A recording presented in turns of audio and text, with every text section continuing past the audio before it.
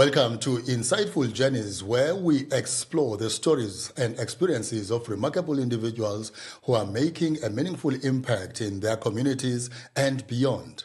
Today, we are honored to have the accomplished Asanda Magaqa joining us. With a remarkable career spanning over 20 years, Asanda has established herself as a respected voice in journalism, anchoring notable shows like Askulume Let's Talk and In the Public Interest. Her impressive portfolio boasts numerous awards, including Vodacom Journalist of the Year and BBC Africa Radio News Journalist of the Year. Asanda's dedication to storytelling and her roots has taken her from radio to television. As a freelance producer and author, Asanda continues to inspire and educate audiences through her work.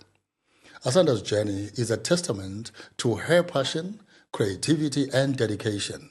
We're excited to learn more about her experiences, insights, and the innovative work she's doing in the media space. Sit back and relax and join us on this insightful journey with Asanda Magaqa. Ken, good day, Marar. Molo Tabane Mhlobam, how are you? No, I'm good. I'm good. Thank you very much for making time. I know that you are not an idling woman. Mm-hmm. You're always busy, but you've set time aside to be with us here on Insightful Journeys. Thank you for that. How are you? I'm very good. God is good. All the time. All the time. Yeah. The grace is more than sufficient from Him, so I'm well, Kisto. Thank you. I'm well, Tabane. No, that is contagious. I'm like that. I'm like that.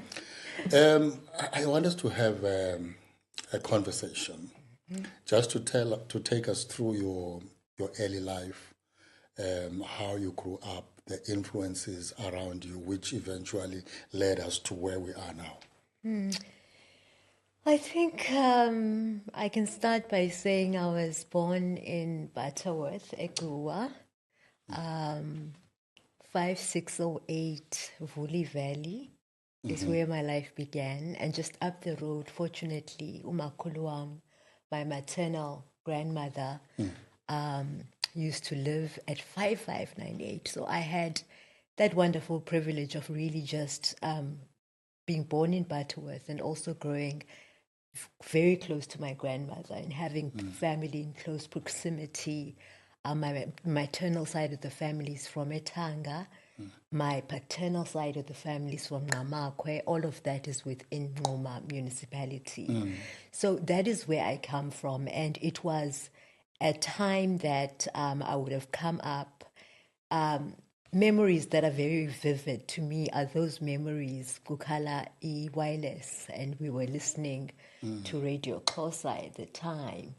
And, really, I just think that is the first time or really when my love and passion for radio in particular began, because the stories that we would listen to, Ogonondo, Omkhulu, Ezoyikisayo. And then also just, it was the period where significant events were taking place in the country. So I would have to then be listening to the radio, for example, that there's a coup underway in the Transkei, with the former General Bantu Golomisa, the Mama Stella Stau. So I was a child, but already you can tell that this is now something that is a great source of information for me. And I just developed a keen curiosity. And from there, moved on. We moved around a lot because my parents are community workers.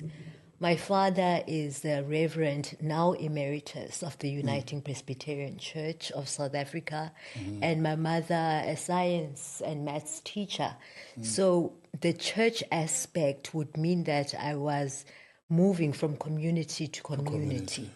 And that then cultivated an ability to adapt to, amongst different people, different communities. It would mean that, from Zone 9 is really at the then St. Philip's congregation is where I would have been a child. And then, some weekends then my father would then have to go and preach at Hoxback to a white congregation. Yeah. So I'm just narrating that. And then, umama being utishalakazi, uyabona, I would have to be amongst communities and be exposed. And that then helped me cultivate a love for people and an ability to almost assimilate and just be part of different communities. And by that exposure alone, it just means that you really, it develops you in a certain way. Not that you find it easy, but it almost makes it a skill later on in life that we then have to utilize when we do the work that we do in journalism, because it gives you an ability to whatever the circumstance, whatever the setting, social setting, but you have an ability to be there and be able to talk to people at whatever level. So I'm just trying to make the linkage from when I grew up to moving from community to community, being exposed to different people, and that's how that cultivated a love for me, for people, and just the experiences of humans in general. So were you the only child or you had siblings? I do have siblings, and I think I'm the classic poster child of middle child syndrome, because I do have an older sister, and then I have a younger sister, and I'm the middle child, and people can look up the traits of middle children, but Daddy and headed girls. middle children will obviously stick out one way or another, But yes, I grew up with two sisters, beautiful relationships that we enjoyed. But of course, I think it must have been tricky for my father to have four women in the household, because we were all girls. And then, of course, there was his wife, who is my mother, but he was a fantastic girl dad, and he still is a fantastic girl dad. Bell. Bell. Yes. Okay. And then now, fast forward. I know in my introduction I mentioned as Kulume, and which you anchored as well as in the public interest. But way before that, what triggered the interest? I know you mentioned listening to radio, falling in love with current affairs, and all that. Then, how did you transition from your high school to journalism now in a formal setup? So I knew that the kind of work I would end up doing would somehow have an impact on society, would somehow, help or lend a hand in uplifting communities.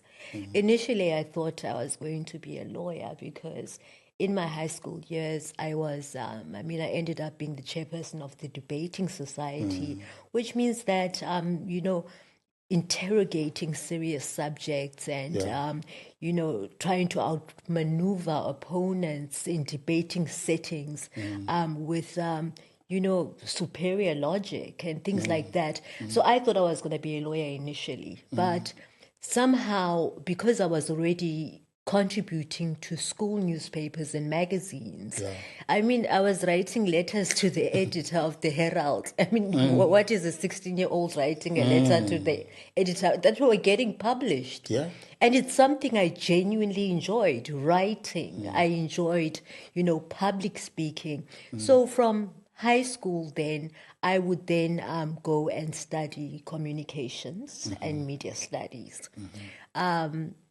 And my studies are ongoing. I don't think I'll stop studying journalism, because really it is one of those fields that are evolving. Right now we're moving into the digital economy, and we have to innovate.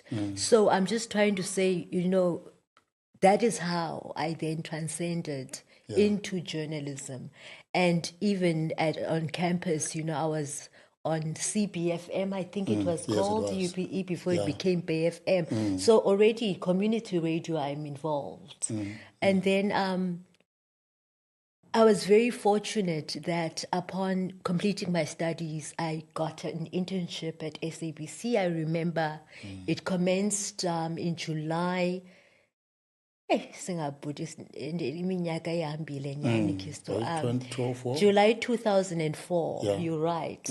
That is when I commenced with my internship, and of course had the privilege of working with the likes of you. But you would have been part of the younger generation in that newsroom, because we worked with legends in Yes. that newsroom. And I cannot even begin to name them one by one, but to really be able to walk in the footsteps of those kinds of giants. You know, you are able to suck the marrow, as in when you suck the marrow, and glean the kind of knowledge that was so superior, the skills that had been cultivated for decades in some of the individuals that we worked with.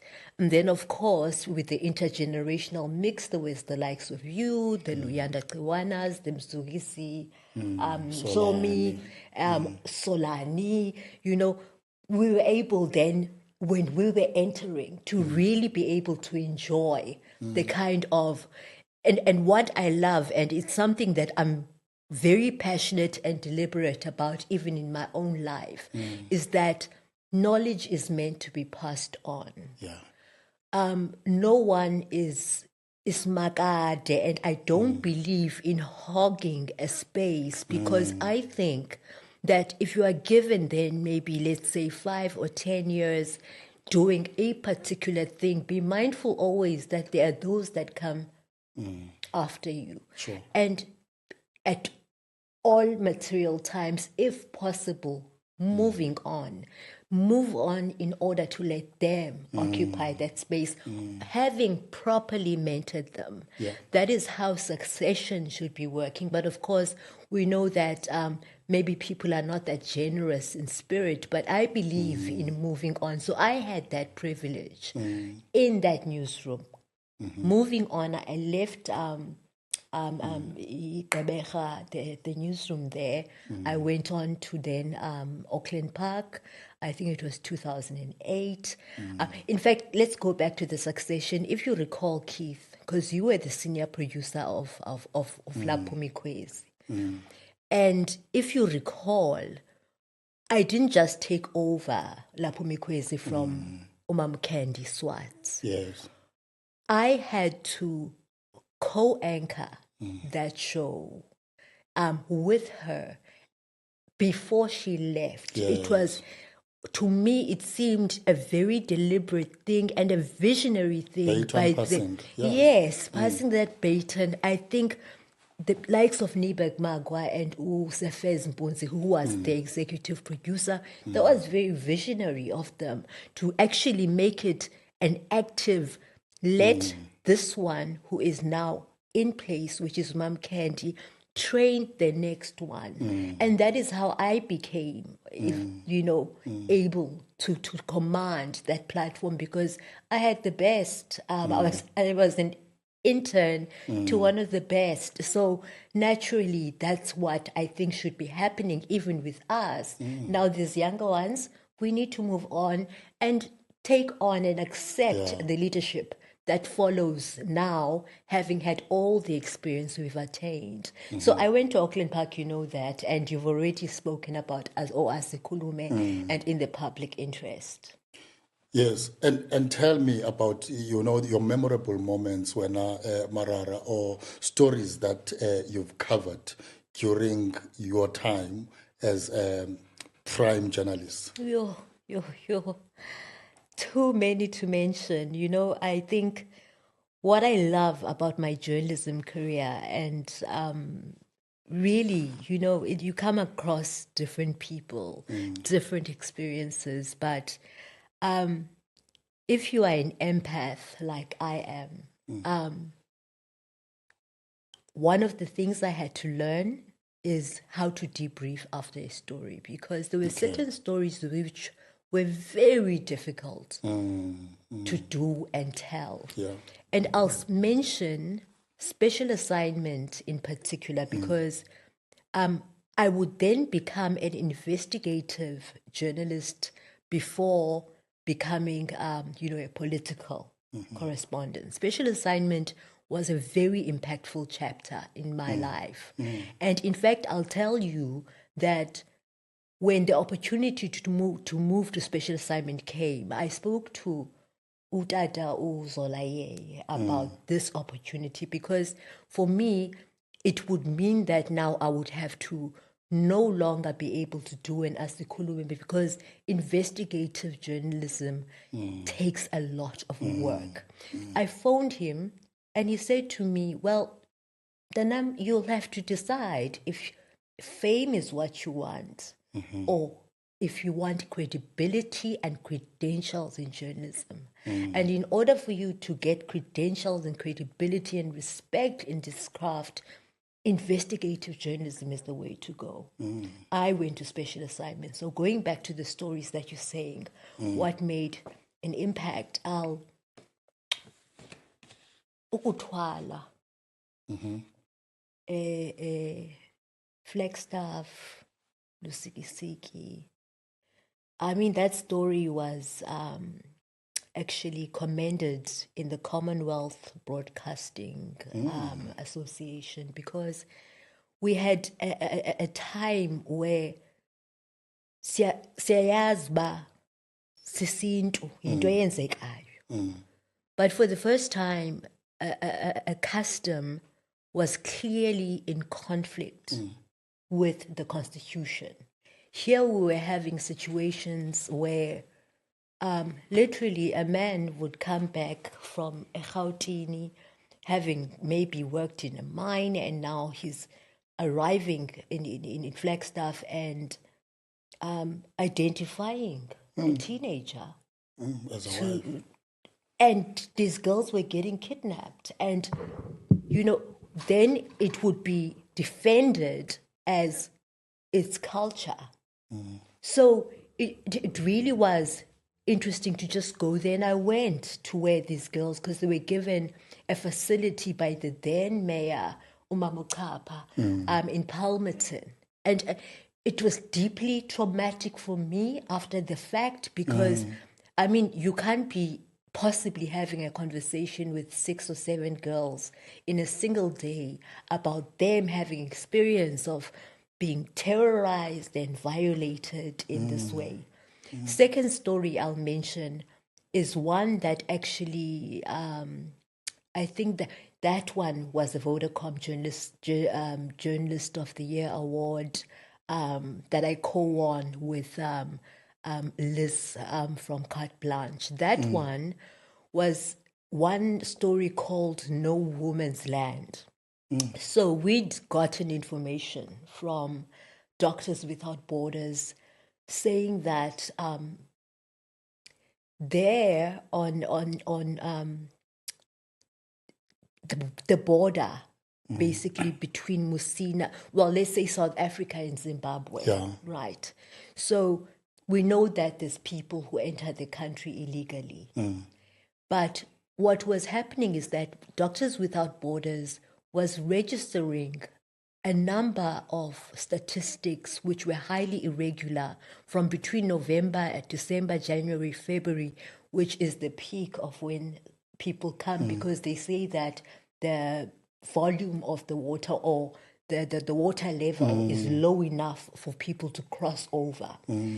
But upon arriving this side, which is Musina, there were gangs operating on that border, which were robbing people, for one. But my focus on the story, and why I called it No Woman's Land, is because the first experience of those women when they crossed over and arrived in this country was to be brutalized and raped in those bushes before, they were able to come and kept hostage and kidnapped, essentially, for few days before being allowed to pass through and into Musina and into the rest of the country.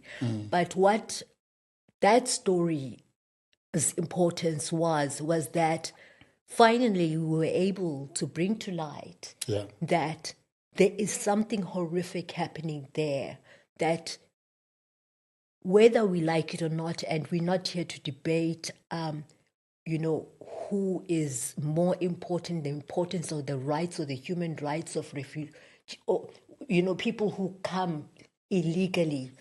We're not here to debate those merits, but the point I'm trying to make is that a human is a human. And the moment they're in the country, then there's some expectation that they have to be treated as a human. So we had to then take note, because if the gangs were operating on the border, you found that now the police were passing the buck because they were being sent back and forth. Where did this thing happen? In South Africa or in Zimbabwe side? Because that river is no man's land.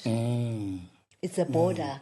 But another important lesson I learned in journalism is that you don't ask a person to tell you their story.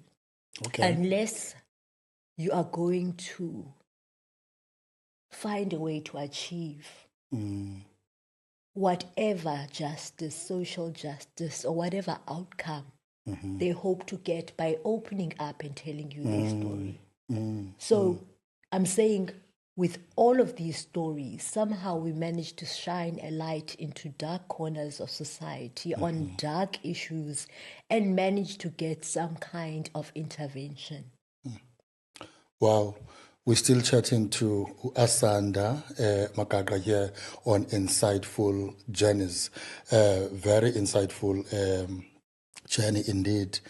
Now, still on journalism as your profession, you've seen Marara, the industry undergoing significant changes in recent years. We're talking now migration from analog to digital. What's your thought on the current state of media, where we also have disinformation and misinformation? That is such a crucial fight that we have to be engaged in, Keith, because I think that not that we are gatekeepers of journalism or the media space, no. Yeah. But as people who have experience in this profession, in this trade, there is some duty that we have to ensure that it continues to be exercised properly. Yeah. So on the one hand, I'm saying, let our generation of journalists, media practitioners, try by all means to be present in the discussions, be present in the rooms, take a seat at the table where discussions around this profession are being had, because sinamava.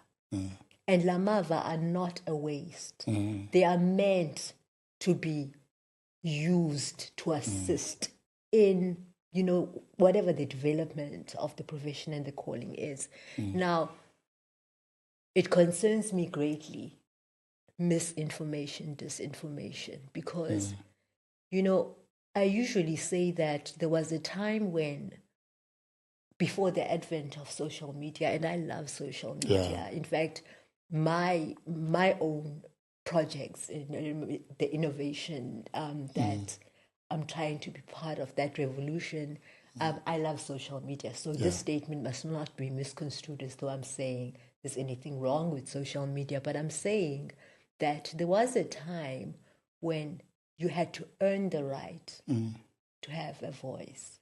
You could not just be given a microphone without earning it. What do I mean by that? Is that, unfortunately, nowadays, any and every opinion, anyone can sit and opine about things, including sowing divisions, spewing, hateful remarks and things. So I'm saying that That's why I say there was a time when you had to earn your voice. But the wonderful thing is that, again, when I talk about our generation and older generations and the upcoming generations, is that for as long as we take up space and not seed the ground, there will always be a way to keep journalism credible with integrity. Also, I just think that we need to learn to differentiate, because now it's almost as though anyone can just give out an article. Our audiences also have a responsibility to have the discernment to, this information I'm receiving, is this source credible? Because before you press the share button, have you applied your mind to, is this, a story that is truthful, is balanced, is accurate, at least past some kind of level of ethical stand?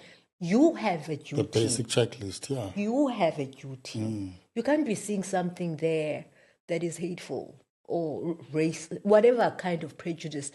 You just so eager to press a share button. You yourself have a responsibility, because that cannot be left to people who are managing those social media platforms to now try and sift out things. So I'm just saying that it's not all lost at all, but we just need to be actually deliberate in taking up those spaces, creating the platforms. Look at what you're doing with Insightful Journeys. Look at what you're doing with Keith Ngesi Media. Where are the other Keith Ngesis? Of course, there's not going to be 10 or 100, but rise up. Because if journalism goes to the dogs within our lifetime, it's an indictment on us. Certainly. My beautiful viewers, we're going to take a break. And of course, after the break, we are going to talk about transition now to consultancy and writing. Stay tuned.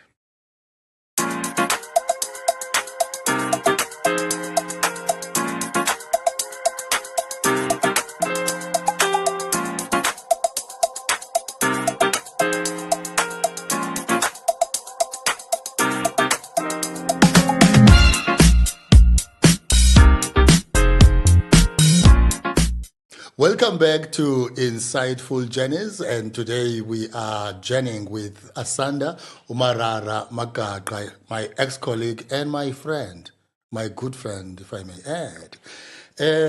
Now, we talked about your journey in journalism as a prolific journalist and an accomplished media practitioner, and then you transitioned to government communications. Can you share a bit about that transition? So as you know, Dabane, it's a natural transition for many journalists. You've transitioned at a certain point of your career. I made my transition, and I recall it was 2018.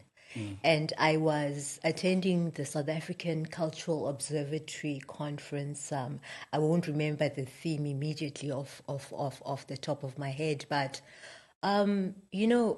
really on stage, and the dialogue around how the creative industries, contribute to the national GDP.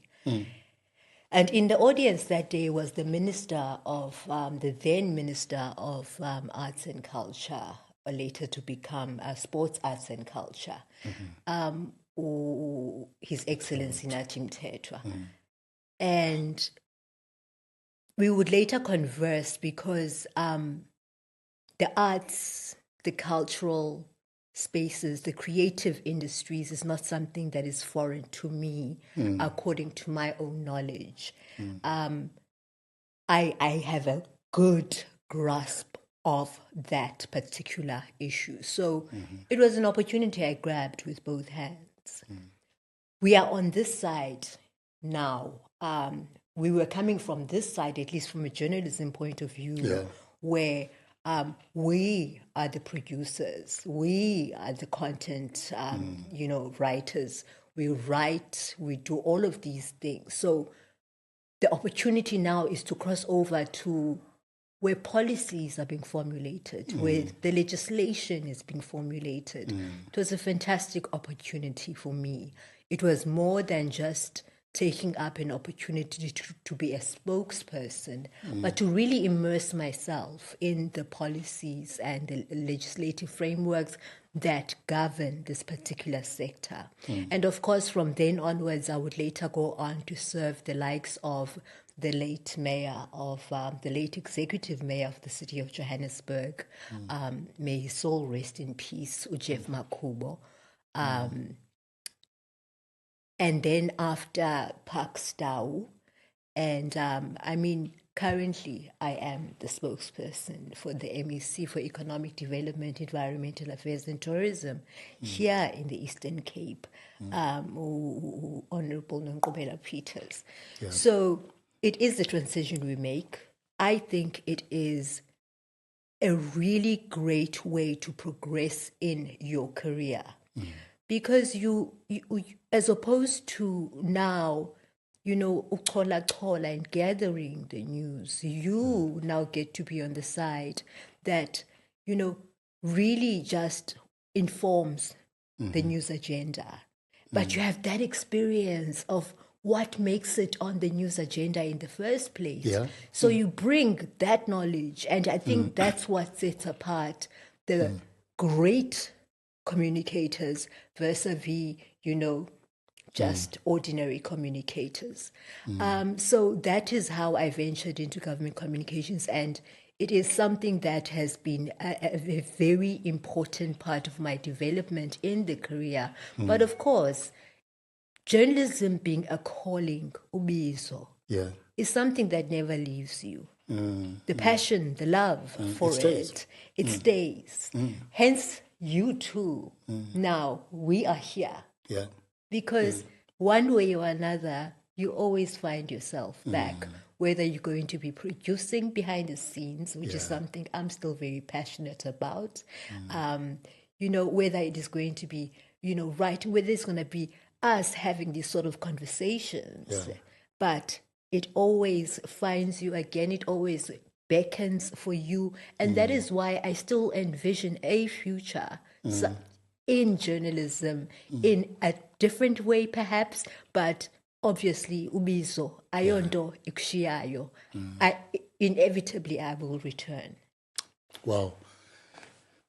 I wanted to dwell on this subject matter, but time is really against us. Let's zoom into your book, The Lawyers Who Did Not Live by Law Alone. Yes. What a title. And it offers a unique perspective on the National Association of Democratic Lawyers. What motivated you to write this book? I was approached by the president of NADAL,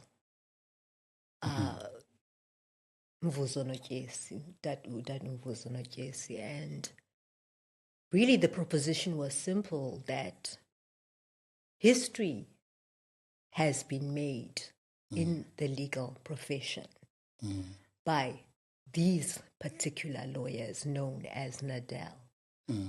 But unfortunately, this history has not been documented. Now, I have a belief that, because we also know that where history is happening, journalists are there to bear witness. Yes. And by bearing witness, we produce the first records of that history. So perhaps in your growth then, if there is a gap in our history, because as Africans also, we've tended to do far more oral history in the past, and now the repositories of that history, Otata Badala, I can think off the top of my head Utatum Damda, a prolific oral historian. What happens when he transitions a person like that? We haven't documented this. And if we documented it, it exists in hard copy. It has not been digitized. Journalism students, in fact, forget journalism students, but anyone who's interested in that particular subject cannot just go on Google because it's simply not there. Yeah. So perhaps an additional part of this calling of ours means that now we need to dedicate some time to writing these stories. I'm sorry for digressing, but this is how I ended up, being fascinated with the subject. Of course, things like COVID would happen and disrupt a project of that nature. But in fact, now the Department of Sports, Arts and Culture has a beautiful initiative that they run where they take and produce and publish works that get displayed at the National Library as part, and I love that because instead of us now giving manuscript to your traditional publishing houses who will choose whatever story they deem to be good, but the department now has taken that initiative to have its own publishing house. So that manuscript is under review at present, and I believe that it will be selected this year and eventually published. But delving deeper into that subject, the initial title was The Lawyers Who Did Not Live by Law Alone. And that was a play on the words in the Bible that says, men shall not live by bread alone. Yeah. Because what we had here from 1987 would be lawyers that would play an active role in fighting against unjust laws. These were lawyers that would be defending freedom fighters. These would be lawyers that, at that time we had judges that were assisting to prop up the apartheid system. So I don't want to speak too much because I really think people need to actually, because each chapter is dedicated to each character, going as far back as the likes of Pius Langa, the late Chief Justice, Dala Omar, the late First Minister of Justice, Silas Nganunu, by the way. Okay.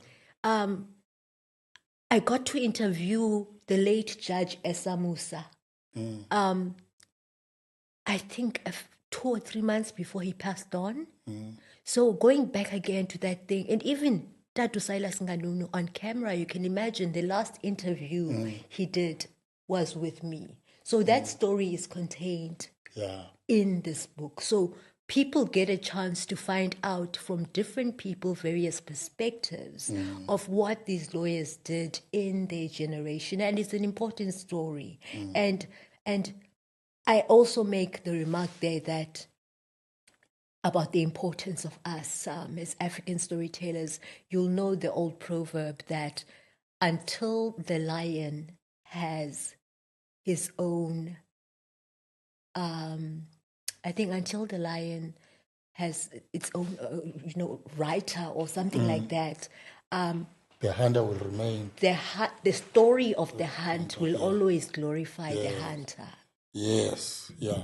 Which means that as African storytellers, maybe, in fact, I know this to be my personal generational mission, that where certain records have to be put down and written, I will make it a personal undertaking to document this, because it's about time that we center ourselves as Africans in the mainstream, on the center stage, as pioneers, as champions, not a defeated people as what we had, when the colonialists wrote about us.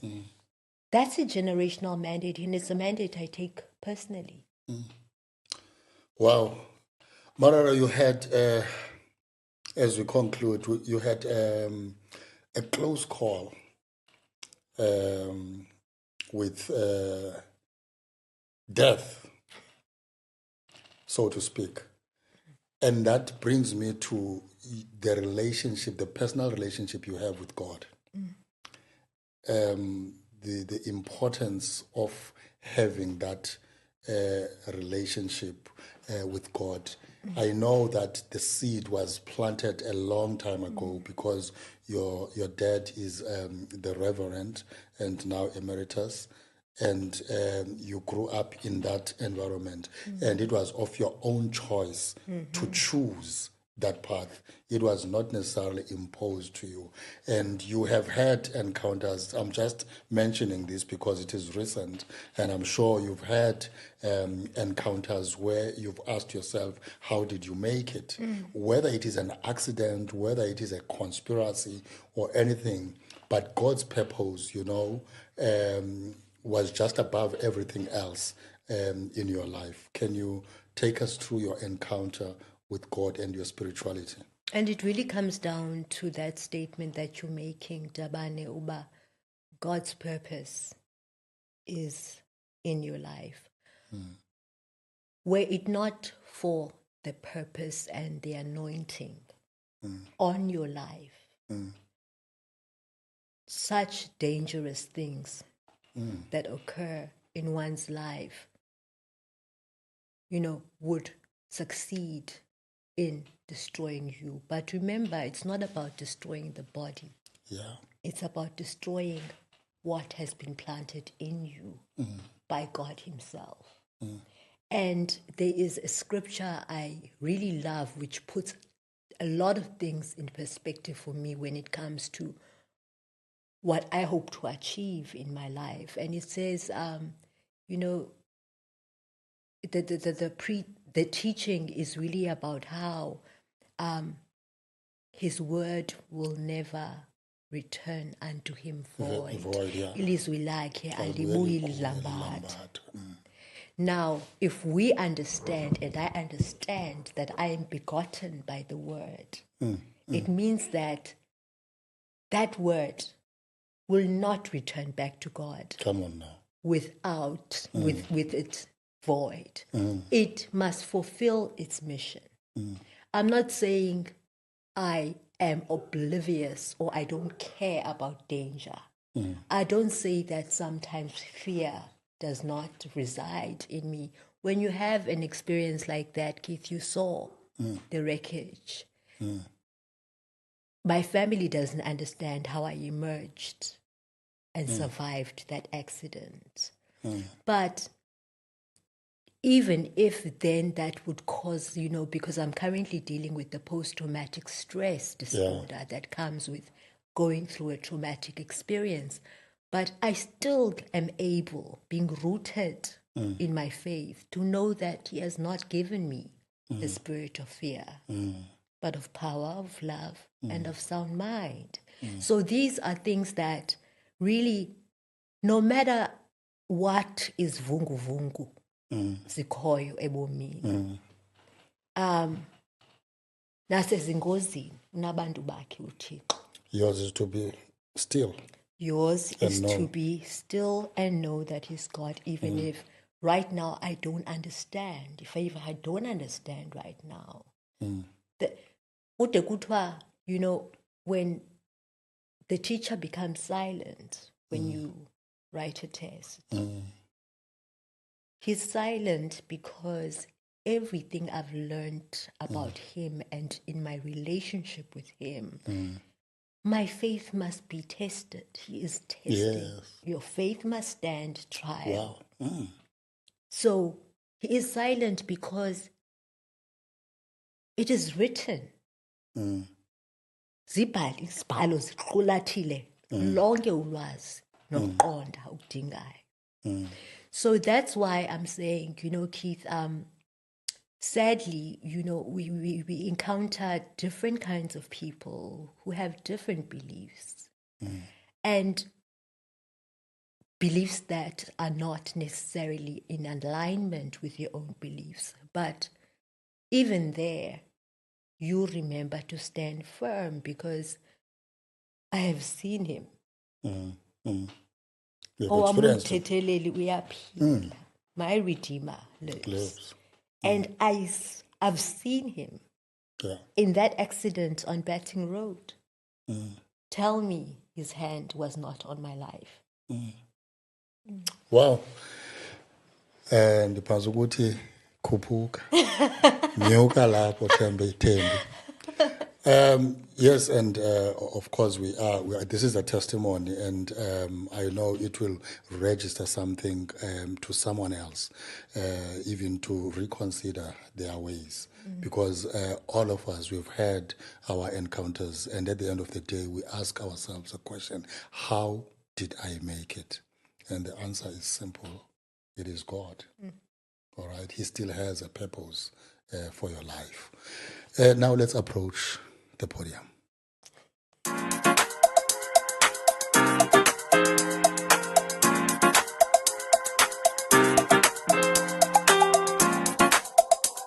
The importance of believing in yourself. Believe in yourself.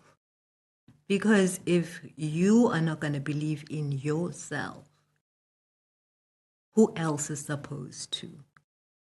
The affirmations that you get in life can be external, coming towards you, but it starts with you.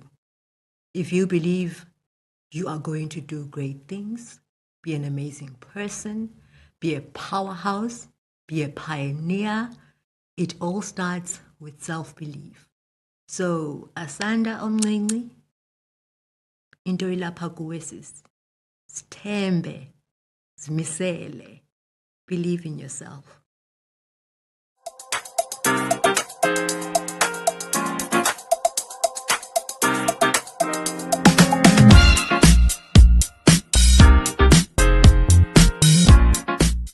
Thank you, Asanda, for sharing your remarkable journey and insights with us today. Your dedication to storytelling, passion for media excellence, and commitment to empowering others through your work are truly inspiring. As you continue to make a meaningful impact through your consultancy and writing, we're grateful for the opportunity to learn from your experiences. To our audience, thank you for joining us on this insightful conversation with Asanda Magaqa. If you'd like to explore other episodes, please don't forget to subscribe to our channel for more engaging conversations with inspiring individuals. Until next time, stay inspired, stay informed, and keep shining your light. Good night.